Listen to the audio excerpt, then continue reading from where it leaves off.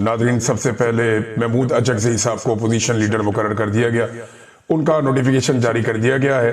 ये अगस्त में इमरान खान साहब ने कहा था कि ये काम किया जाए, लेकिन इमरान खान जो भी कहे पाकिस्तान का निज़ाम उससे खौफजदा हो जाता है। एक जिद पकड़ी हुई है पाकिस्तान की मिलिट्री एस्टेब्लिशमेंट ने कि जो इमरान खान चाहता है वो हम होने नहीं देंगे। अल्टीमेटली होता वही है। इमरान खान ने कहा था मैं इलेक्शन जीतूंगा, उसने जीत कर दिखा दिया। इमरान खान ने कहा था कि तुम मुझे डरा हुआ नहीं देख पाओगे, उसने वो भी दिखाया। इमरान खान ने कहा था कि तुम मुझे शिकस्त नहीं दे पाओगे, वो शिकस्त नहीं खाई उसने। इमरान खान ने कहा था कि सुहेल अफरीदी को वजीर आला बनाना है। DGISPR आकर पेशावर के अंदर काफी रोला शोला डाल के गए, लेकिन बन गया सुहेल अफरीदी वजीर आला।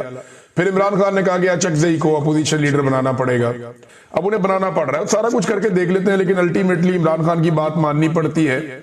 और ये एक अवामी लीडर की ताकत होती है, ये उसका खुद पर और अपने लोगों पे भरोसा होता है। बहरहाल महमूद अचकज़ई साहब के सामने बहुत बड़े बड़े अहदाफ हैं, बहुत सारे काम हैं जो उन्हें करने पड़ेंगे।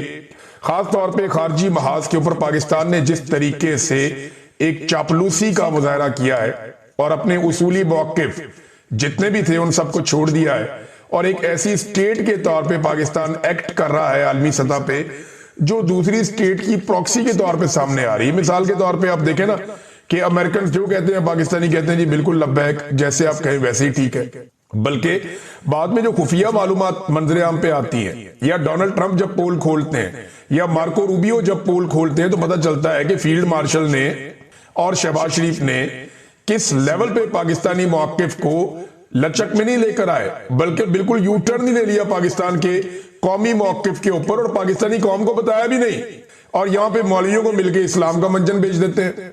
तो ये अब सारी चीजें जो हैं वो कौमी असम्बली में रखनी पड़ेगी। बहुत सारे और मामला हैं वो भी, लेकिन एक बड़ी डेवलपमेंट है। सुहेल अफरीदी से मैंने पिछले वीलॉग में मैंने भी रिक्वेस्ट की थी, और लोग भी कह रहे थे कि इन्हें मुतासरीन तीरा के पास जाना चाहिए। वादी तीरा के लोगों के साथ बहुत ज्यादती हो रही है, उधर बर्फबारी हो रही है, बंद कमरों के फैसलों ने उनको तबाह बर्बाद कर दिया।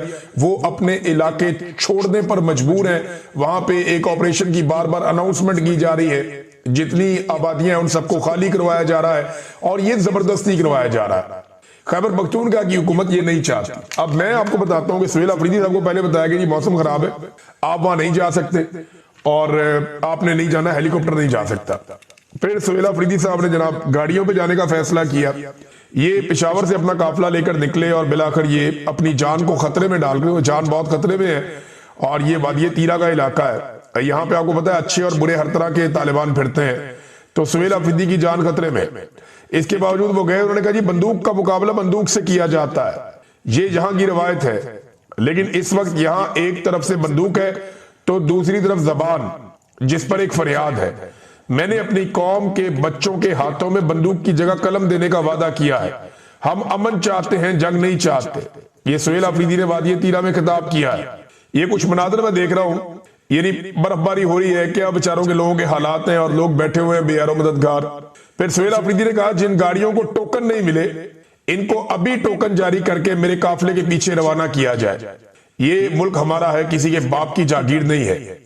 अब मामला ये है कि ये लोग अपना इलाका छोड़ रहे हैं, वहां ऑपरेशन हो रहा है, और सुहेल अफरीदी साहब बतौर वजीर आला मजबूर हैं कि जैसा वहां पे मिलिट्री एस्टेब्लिशमेंट चाहती है ऑपरेशन करना, वो ऑपरेशन करे। सुहेल अफरीदी सिर्फ इस वक्त अपने लोगों के साथ खड़ा ही हो सकता है, लेकिन ताकत है नहीं उसके पास, वफाकी हुकूमत भी नहीं है इनके पास। इमरान खान की वफाकी हुकूमत बनी थी, लेकिन छीन ली, शहबाज शरीफ को दे दी, और अब सूबाई हुकूमत के बाद ये इख्तियार और ये ताकत और वो बंदूक तो नहीं है। तो फौज जबरदस्ती वहां पे ऑपरेशन कर रही है बकौल सूबाई हुकूमत के, और सुहेल अफरीदी के पास इसके अलावा कोई और चारा नहीं है कि वो अपने लोगों के अंदर जाए, उनको वहां से निकाले। तो तीरा के मुतासरीन के साथ उनकी कुछ वीडियोज भी आई हैं सुहेल अफरीदी की, और धुंध की वजह से, खराब मौसम की वजह से कहा गया कि जी आप नहीं जा सकते, लेकिन वो तीरा के इलाकों में मौजूद रहे सारा दिन, और उन्होंने वहां लोगों से मुलाकातें भी की। लोगों ने कहा जी हमें टोकन ही नहीं दे रहे, हमें यहाँ से निकलने नहीं दे रहे। तो सूरत हाल जो है वो बहुत बहुत अजीब है। कुछ लोग इसमें ये कह रहे हैं सुहेल अफरीदी को, जो मुखालिफिन है, कि आप इस ऑपरेशन की खामोश हमायत कर रहे हैं। वो ये कह रहे हैं जनाब कि आप, ये तो एक तरह की खामोश हमायत है कि आप इस पे आवाज नहीं उठा रहे। दूसरी तरफ सुहेल अफरीदी ऑपरेशन के खिलाफ आवाज तो उठा रहे हैं, लेकिन ताकत से उसको रोक नहीं पाएंगे। अब मेरे ख्याल में क्योंकि वादी तीरा में इनके अपने पॉलिटिकल स्टेक्स भी हैं, तो सुहेल अफरीदी को इससे ज्यादा कुछ करना पड़ेगा। यानी उन्हें कोई एहतजाज ऐलान करना पड़ेगा, सूबाई असेंबली के अंदर इसके ऊपर बहस करनी पड़ेगी, कौमी असेंबली में और सेनेट में इस मसले को उठाना पड़ेगा, इसके लिए रैलियां निकालनी पड़ेगी, लोगों को एंगेज करना पड़ेगा। ये कुछ ना कुछ जो है वो सुहेल अफरीदी साहब को अब करना पड़ेगा। और क्योंकि देखें इन्होंने बड़ा सख्त एक मौक़िफ़ लिया था इमरान खान साहब ने और सुहेल अफरीदी साहब ने। नाज़रीन, शाह महमूद कुरैशी साहब का एक स्टेटमेंट आया, या मैं आपके सामने रख देता हूं, वो जरूरी है और इंपॉर्टेंट है।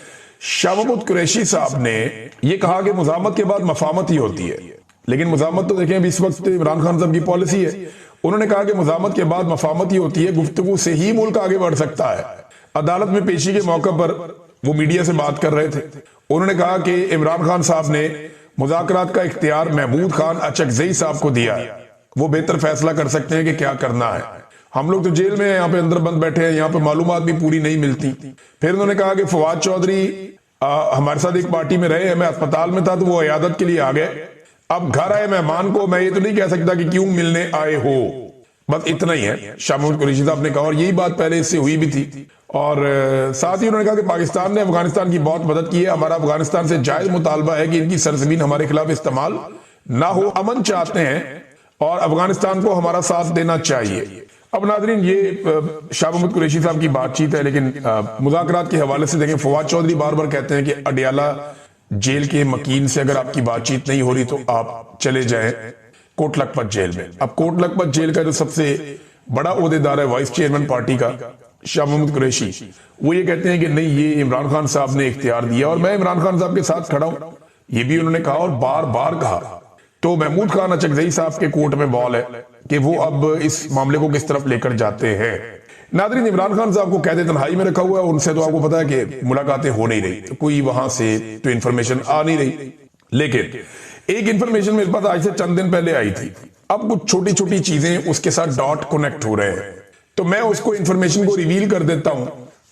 हुकूमत ने, और हुकूमत जब मैं कहता हूं तो आप ये एस्टेब्लिशमेंट और हुकूमत का गठजोड़ आप समझें, इन्होंने कुछ ऑडियोज के ऊपर काम करना शुरू किया था आज से कुछ अर्सा पहले, और उसमें कुछ टेक्निकल लोगों को शामिल किया गया था और खिदमात ली गई थी और कुछ पैसा वैसा भी खर्चा गया था, कुछ सॉफ्टवेयर हैं, कुछ दूसरी चीजें हैं। तो इसमें आर्टिफिशियल इंटेलिजेंस में कुछ एडिटिंग एप्स भी हैं साथ में, जो ऑडियोज को एडिट करती हैं और मुख्तलिफ पोर्शंस को जोड़ती हैं और एक वो बनाती हैं। पहले से ये काम करते रहे, माजी में इन्होंने ये काम किया था। जो जज थे, जो डैम बनाने वाले जज थे, जो डैम बनाने में बहुत मशहूर हो गए, साकिब निसार साहब, उनकी भी एक ऑडियो को आर्टिफिशियल करके बना दिया था। कुछ और लोगों की ऑडियोज को भी किया था, इमरान खान की भी किया था, लेकिन वो इतना कामयाब नहीं हुआ था। तो अब उससे बेहतर सॉफ्टवेयर और बेहतर आर्टिफिशियल इंटेलिजेंस के जरिए से इन्होंने कोई गेम डाली और कुछ ऑडियोज तैयार किए हैं इमरान खान साहब की मुबैना तौर पर। अच्छा, ये जो ऑडियोज है ना, ये ऑडियोज अभी भी इस काबिल नहीं है कि इन्हें पब्लिक किया जाए। मैंने पूछा, मैंने कहा पब्लिक क्यों नहीं की, फिर ऑडियोज अगर बना ली है और बड़ी शानदार ऑडियोज है इमरान खान की, तो पब्लिक क्यों नहीं करते? उन्होंने कहा जी ये पकड़ी जाएगी, क्योंकि पाकिस्तान तहरीक इंसाफ के लोग जो है वो एक्सपर्ट है इस काम में और वो बहुत अच्छी तरह जानते हैं सॉफ्टवेयर्स को, आर्टिफिशियल इंटेलिजेंस को, तो वो पकड़ देंगे इसको। तो इसको अभी और वो उसके ऊपर काम कर रहे हैं। तो मैंने कहा फिर आप क्या करेंगे, पब्लिक कैसे करेंगे, कोर्ट में आप ले जा नहीं सकते किसी जगह पे। उन्होंने कहा जी कोर्ट का ये मामला नहीं है, मामला परसेप्शन का है। इमरान खान को कोर्ट में तो डालने की जरूरत ही नहीं है। मैं अपने सोर्स की बात बता रहा हूं, रिवील मैं नहीं कर सकता। उन्होंने कहा इमरान खान को कोर्ट में तो हराने की बात ही नहीं है, कोर्ट तो कंट्रोल में है, कोर्ट को तो जो कहेंगे वही कर देगा, कोर्ट को तो सबूत चाहिए नहीं इमरान खान को जेल में रखने के लिए, वो आप बेफिक्र हो जाए। असल में मामला ये है कि इमरान खान की परसेप्शन तोड़नी है और ये ऑडियो अगर पब्लिक की जाएगी तो पब्लिक इसको उड़ा के रख देगी। तो फिर इस ऑडियो को खास लोगों को सुनवाया जा सकता है आने वाले दिनों में। अच्छा, इसी पे ना एक अजीबोगरीब दावा जो है वो मैं देख रहा था। अभी ये ऑडियो को क्या करते हैं, पब्लिक करते हैं, चंद लोगों को सुनवाते हैं। मुझे I don't have an idea, लेकिन मुझे ये पता चल गया था आज से कुछ दिन पहले कि इमरान खान साहब की ऑडियो के ऊपर कुछ लोग काम कर रहे हैं इस्लामाबाद में, और ये कल इस्लामाबाद में रहे, रावलपिंडी में नहीं, रावलपिंडी वाले शामिल हैं लेकिन इस्लामाबाद में कर रहे हैं। अब आ जाए जनाब के इंजीनियर साहब बात नहीं आ रहे। मैं हैरान हो जाता हूं, एक आदमी इतना ढीठ कैसे हो सकता है, हद से ज्यादा। इंजीनियर साहब को अल्लाह ताला ने इज्जत दी थी, अल्लाह ताला ने उन्हें एक लोगों में एक पहचान दे दी और एक खास हवाले से दे दी, लेकिन इंजीनियर साहब दिन रात कोशिश कर रहे हैं कि जिस शाख पे वो बैठे उसको। मैंने पैगाम भी भेजा, कुछ और दोस्तों ने भी इंजीनियर साहब को कहा कि ये ना करें आप, इंजीनियर साहब अब फंस जाएंगे। अगर आपको इतना ही जोम है अपनी सियासत पे, तो फिर आप एक काम करें, आप एक नया चैनल बनाएं सियासी, उस पर आप वीलॉग किया करें कि ये मेरा सियासी वीलॉग है। पता चल जाएगा आपको कितने लोग सुनते हैं। लोग आपको सिर्फ कंट्रोवर्सी के लिए सुनते हैं, लोग आपको सिर्फ चस्का लेने के लिए सुनते हैं, और आपके अंदर आपके पल्ले कुछ बचा नहीं है। अपनी वीडियोस की पुरानी के थंबनेल्स उठाकर देख ले, आपको पता चल जाएगा। अब नाज़रीन ने एक नया इंटरव्यू दे दिया इन्होंने। राणा सनाउल्लाह साहब जनाब लोहे का आदमी है, बहुत मजबूत आदमी है, कमाल आदमी है, जेल में बंद था, जमीन पे सोता था, पसीने आते थे, पसीने बह के चक्कियों से बाहर बह जाते थे, जेलों में ये हो जाता था। लोग गवाहियां देते हैं, पीटीआई के लोग जनाब ये कह रहे हैं, वो कह रहे हैं, एक देवता है राणा सनाउल्लाह। चुक दी गेम जनाब इंजीनियर मिर्जा साहब। पता नहीं राणा साहब से उन्हें क्या काम पड़ गया। अब राणा साहब ख्याल कीजिएगा, इंजीनियर साहब आपको कोई ना कोई आपको डस डाल देनी है इन्होंने, मुझे तो ऐसे लगता है। बड़ी गेम उठाई है इंजीनियर साहब ने राणा साहब की, आउट ऑफ द वे जाके गेम उठाई। ये कल को मरियम नवाज की भी गेम उठा देंगे, नवाज शरीफ भी उठा देंगे। मैं पहले दिन से जानता हूं कि ये नून लीग के कारकुन है, और ये करते क्या तरीका वारदात। ये थोड़ी सी तारीफ इमरान खान की, थोड़ा सा एस्टेब्लिशमेंट के खिलाफ बोले, जैसे ही माहौल बना वैसे ही कोई ना कोई खच मार दी, और ये हमेशा करते हैं। अब नाज़रीन ये देखें, इंजीनियर कहता है कि राणा बड़ा दिलेर है, राणा खुद कहता है अपने मुंह से कि नहीं खान बड़ा दिलेर है, और खान ये कहता है ये इंजीनियर है कौन, वो तो जानते नहीं इसको। सादी कहानी ये है, इंजीनियर जिसको दिलेर साबित कर रहा है वो अपने मुंह से तस्लीम कर रहा है कि नहीं दिलेर इमरान खान, हम सोच भी नहीं सकते थे जैसी जेल उसने काटी है। लेकिन इंजीनियर भी किसी ऑडियो शाडियो की किस्से सुना रहे हैं कि जनाब दुआ करें वो बाहर ना आ जाए। पहले जनाब अली कहता था कि मैं बात ही नहीं करना चाहता, वो सिर्फ क्रिकेट पे बात करता था। फिर एक दिन इसको खुशबू आ गई, इसने कहा खुशबू आती थी। जरा चेक करें जाके एकेडमी में कैमरे किसके लगे हुए हैं और उनकी एक्सेस कहां पे है। मैं लंबी बात नहीं करूंगा, लेकिन इतना जरूर बताऊंगा कि एकेडमी में कैमरे लगे हुए हैं, और सिर्फ ये चेक करवा लें कि उन कैमरों की एक्सेस कहां कहां पर है। इंजीनियर साहब हंसी भी पड़े गए यार, की हो गया, हम भी गिरफ्तार हुए, मैं 10 दफा गिरफ्तार हुआ हूं। मैं 50 के करीब मुकदमात का सामना किया, और जिन मुकदमात का मैंने सामना किया है वो मुकदमात की सजा जो है वो सजाए मौत और उम्र कैद है। आप एक ही मुकदमे में यार ढेर हो गए, हौसला करना थी, की हो गया यार। इंजीनियर साहब दिल गुर्दा रखें, क्या हो गया? एक मुकदमे में आप ढेर हो गए, एक मुकदमे में ही आपकी सारी हवा निकल गई। जिस एस्टेब्लिशमेंट को आप बुरा भला कहते थे, अब दिन रात आप उनकी तारीफें करते हैं। यानी मैं हैरान हो गया यार, मैं तो अगवा भी हुआ, जबरी तौर पे लापता हुआ। मेरे पास भी ऑप्शन था चुप कर जाता या मैं दूसरा मौकिफ ले लेता, लेकिन मैंने कहा नहीं, इंजीनियर साहब को अपने पैरों पे खड़े होना चाहिए था। मैं देखिए, मुझे बहुत लोग कहते थे कि ये आदमी जो जेलम की एकेडमी से बाहर नहीं आता, ये कितना बुज़दिल है, ये किसी का सामना नहीं कर सकता। इमरान साहब इसने आपसे 3 दफा वादा किया कि ये मिलने आएगा, ये आपके घर तक मिलने नहीं आ सका, ये कितना बुज़दिल आदमी है, आपको नहीं समझ आ रही। मैंने कहा नहीं यार, वो मजबूरी हो सकती है। नहीं, आपकी भी तो मजबूरी है, आपका सिक्योरिटी इशू है, आपको तालिबान से भी खतरा था, आपको जो है वो अभी मिलिट्री एस्टेब्लिशमेंट से भी आपको खतरा है। अरशद शरीफ को शहीद कर दिया, इसके बावजूद आप पूरा पाकिस्तान घूमते हैं, आते हैं जाते हैं, सब करते हैं। पाकिस्तान से बाहर मैं जहां मौजूद हूं ताकि मेरी आवाज चलती रहे, तो यहां पे भी मैं हर तरफ जाता हूं, खतरा मौजूद है, इसके बावजूद घर से बाहर भी निकलता हूं। लेकिन जो आदमी अपने आप को एक साबिर शाकिर साहब पूरी दुनिया में बाहर घूमते हैं, बहुत सारे लोग पाकिस्तान में इनकी जानों को खतरा है लेकिन वो अपना काम करते हैं। लेकिन इंजीनियर साहब जो है वो एकेडमी से बाहर कदम नहीं रखते। जब बात करो जी मेरी सिक्योरिटी, तो लोग कहते थे कि ये बुज़दिल है, मैं मानता नहीं था। लेकिन ये जो अभी इन्होंने काम किया ना, सिर्फ 3 महीने की गिरफ्तारी के बाद ऐसी इंजीनियर साहब ने टेरी टा देती, पकड़ के खड़े ही नहीं हुए 2 मिनट के लिए भी। चलो कोई नहीं।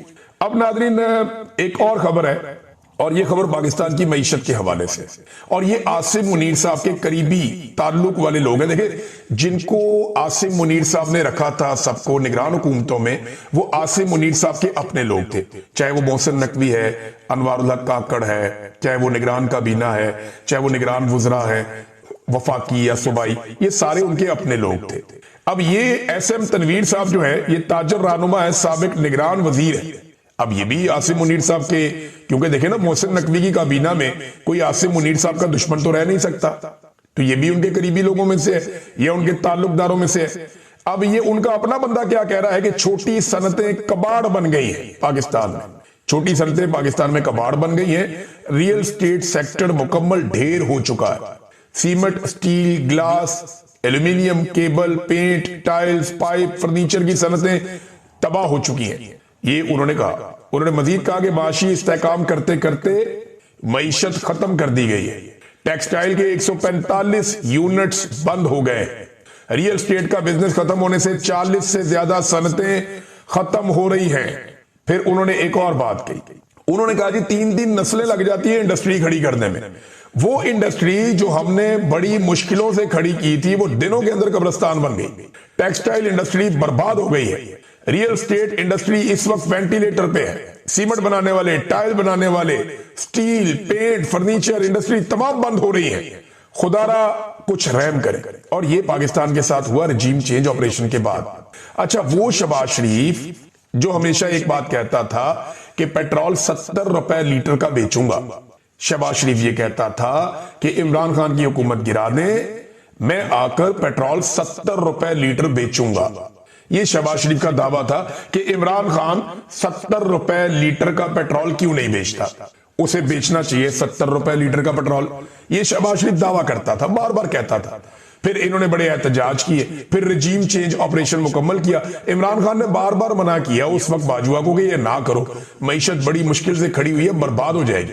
हम ग्रोथ कर रहे हैं 6% से, 6% से, और हम आगे बढ़ रहे हैं, हमें पीछे मत धकेलो, ये मत करना तजुर्बा उन्होंने कर दिया। और अब हुकूमत ने आज से पेट्रोलियम लेवी पर फी यूनिट 4.65 रुपए इजाफी पेट्रोलियम लेवी आयद कर दी है। यानी अब जो भी मोटरसाइकिल वाला या कार वाला या कोई भी गरीब आदमी जो पेट्रोल लेगा वो 1 लीटर पेट्रोल के ऊपर 84.27 रुपए पेट्रोलियम लेवी देगा। 1 लीटर पेट्रोल पे 84.5 रुपए सिर्फ आपका पेट्रोलियम लेवी है। ये एक किस्म का टैक्स है। आप पेट्रोल के 1 लीटर पे 100 रुपया टैक्स दे रहे हैं उस वजीर आजम के दौर में जो कहता था कि मैं आगे 70 रुपए लीटर का पेट्रोल कर दूंगा। जिसने पेट्रोल 70 रुपए लीटर देना था वो पेट्रोल पे सिर्फ टैक्स ही 100 रुपए के करीब ले रहा है। अंदाजा करें आप। और एक और चीज आपको बताता हूं मैं कि उस वक्त जब इमरान खान साहब पेट्रोल सस्ता बेच रहे थे तो आलमी मंडी में बहुत महंगा था, और आज आलमी मंडी में बहुत सस्ता है।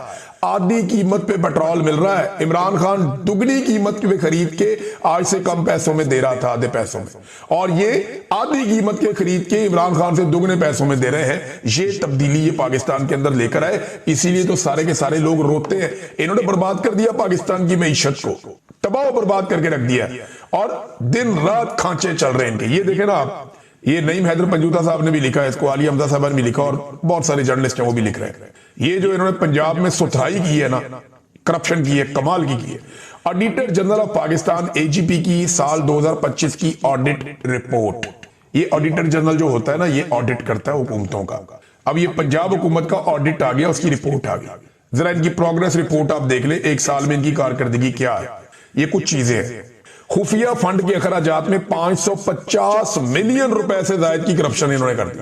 काउंटर टेररिज्म डिपार्टमेंट यानी जो इन्होंने सीसीडी बनाई हुई है, पंजाब से मुंसलिक गैर बाकायदा अकाउंट्स में 404.2 मिलियन रुपए की करप्शन हो गई। अंदाजा करें आप कि इसमें भी करप्शन, सीसीडी में भी। होम सेक्शन में 99.5 मिलियन रुपए की करप्शन हो गई। धोखाधही और खुर्द-बुर्द की इन्होंने 3.1 अरब रुपए की करप्शन। गैर मजाज अदायगियां और जायद रकूम जो पैसे नहीं देने थे वो भी दे दिए। 25.4 अरब रुपए की करप्शन कर दी इन्होंने। माली बद इंतजामी इनकी 10.6 अरब रुपए की करप्शन की इन्होंने।